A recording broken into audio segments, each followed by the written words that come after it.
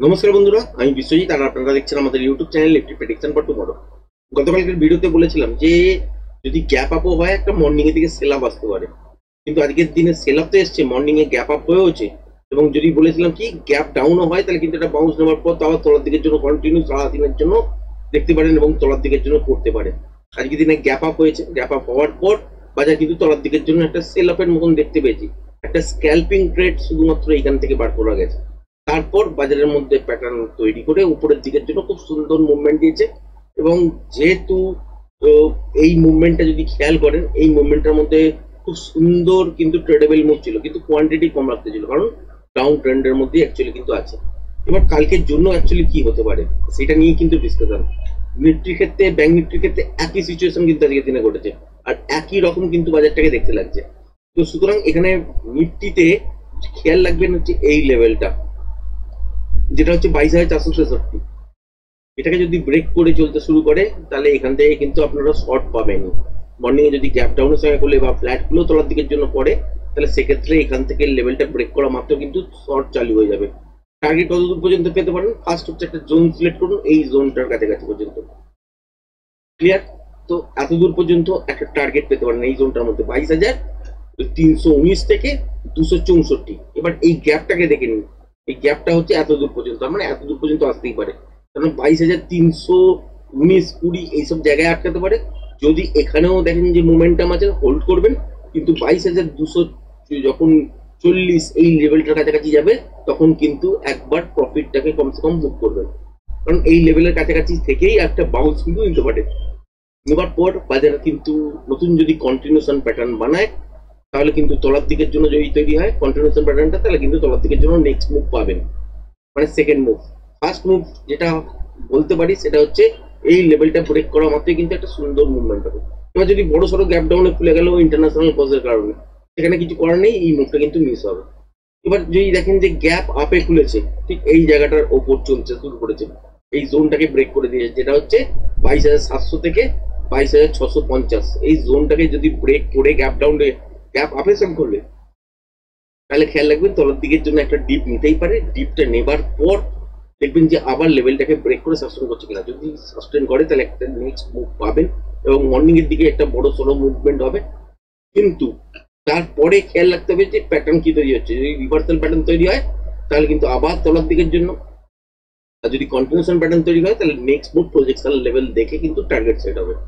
Same situation কিন্তু তলার দিকেও, যদি দেখেন যে এই লেভেলটার সঙ্গে অল্প স্বল্প গ্যাপ ডাউনে খুলেছে, এই লেভেলটাকে ব্রেক করেছে, বা ফ্ল্যাট খুলে তলার দিকে এসছে, এই লেভেলটাকে ব্রেক করে চলছে, তাহলে কিন্তু এই জোনটার মধ্যে হচ্ছে ফার্স্ট টার্গেট হবে।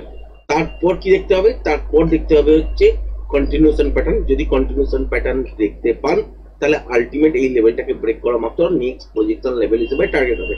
আর যদি রিভার্সাল টাইপের প্যাটার্ন তৈরি হয়েছে তাহলে আবার এখান থেকে আস্তে আস্তে করে উপরের দিকের জন্য ঘুরতে শুরু করবে। ব্যাংক নিফটির ক্ষেত্রেও সেম সিচুয়েশন। এবার ব্যাংক নিফটিতেও যদি দেখেন আজকের যদি রেঞ্জ হিসাবে বলেন তাহলে হচ্ছে এই ওপরে আর এই নিচে এর মধ্যে কিন্তু ট্রেডিং সেটআপ অ্যাক্টিভ করা যাবে না। স্ক্যাল্পিং আকার যারা করতে জানেন তারা যদি দেখেন যে মর্নিং এ গ্যাপ আপের সঙ্গে খুলেছে, এই জোনটা ব্রেক করতে পারেনি, যেটা হচ্ছে 50,760, তাহলে রিভার্সাল সাইন দেখবেন, যদি পেয়ে যান তাহলে এখান থেকে শর্ট করবেন। উপর থেকে তলায় আসার সময় যতক্ষণ মোমেন্টাম থাকবে ততক্ষণ পর্যন্ত ট্রেডটাকে হোল্ড করতে পারবেন। আবার যদি গ্যাপ ডাউনের সঙ্গে খুলে এই লেভেলটাকে যদি ব্রেক না করে তাহলে স্ক্যাল্পিং আকারে একটা উপরের দিকের জন্য ট্রেড নেওয়া যেতে পারে।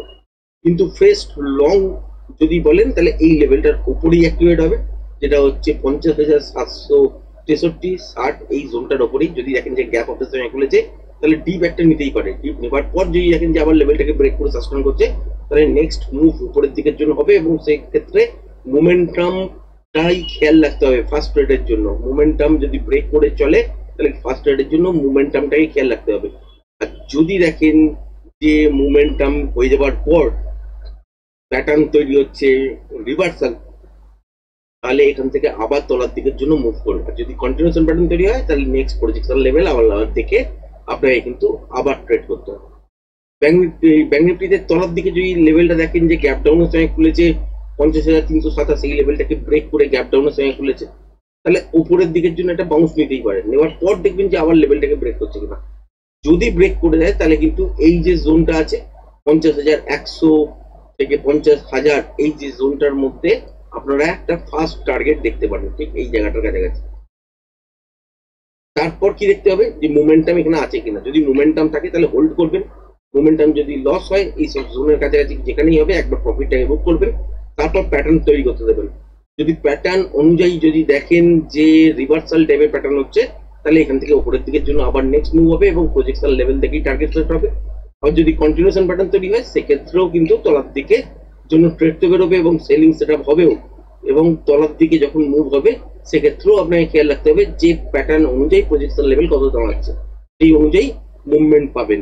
এবার আমি নর্মালি আপনাদের বলতে পারি যে সুইং লো সুইং হাই এগুলো তো নর্মালি দেখতে শিখে গেছে, এগুলো নর্মাল, এইগুলো নিয়ে কিন্তু আলোচনা বেশি করার কোনো মানে নেই। তবু যারা নতুন নতুন দেখছেন তাদের জন্যই বলছি যে এই লেভেলটা ব্রেক করলে এই জায়গাটা খেয়াল রাখবেন যেখানে গিয়ে বাজার আটকাচ্ছে, এটাকে সুইং লো বলা হয়।